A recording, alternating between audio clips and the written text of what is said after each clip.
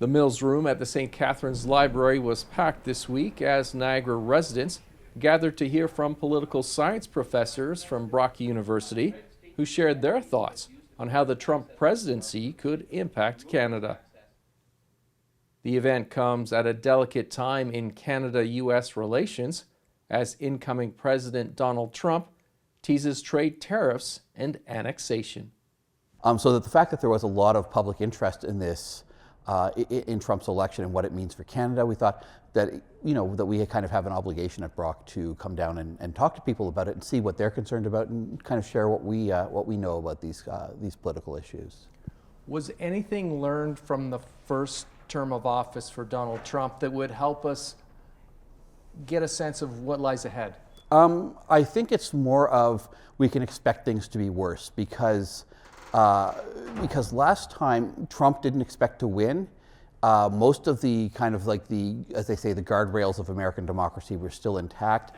And even a lot of his own administration, the people he picked to run the various cabinets and offices and departments they were still kind of institutionalists who actually fought back against a lot of what Trump wanted.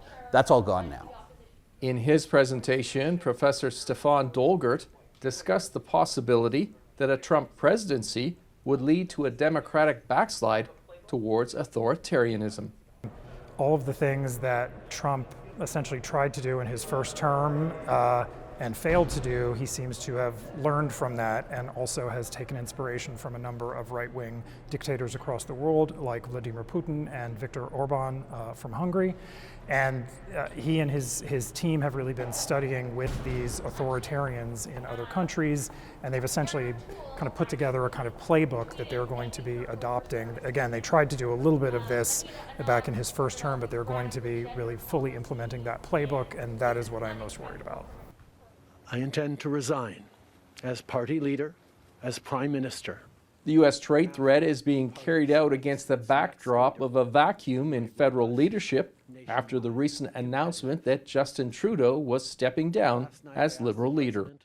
I don't think he's literally going to try to absorb Canada, but I think he's going to try to threaten things like that to see how far he can push us. So what Canadians have taken for granted over the last 50 years or so, a friendly relationship with this very, very powerful nation, we just can't assume those things anymore. And in fact, we have to plan for the U.S. being a bully now internationally, not a friendly power.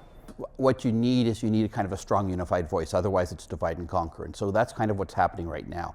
Alberta is freelancing, Ontario is freelancing. Trudeau's still in the mix. He's still giving interviews, and he's still the prime minister. But there's that lack of kind of unity that you absolutely need in order to survive this.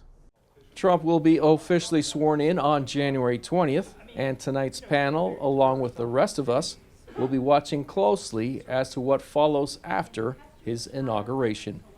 In Niagara, you're watching The Source on your TV.